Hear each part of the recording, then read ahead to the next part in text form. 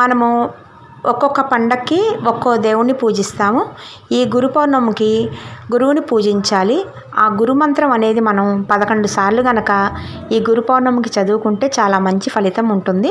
నేను ఇప్పుడు ఆ మంత్రం చదువుతాను.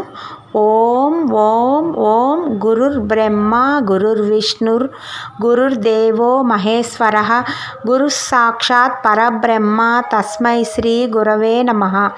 ఓం ఓం ఓం బ్రహ్మ సృష్టికర్త, విష్ణువు సంరక్షకుడు మరియు శివుడు అయిన ఆ గురువుకు గురు పౌర్ణమి శుభాకాంక్షలు.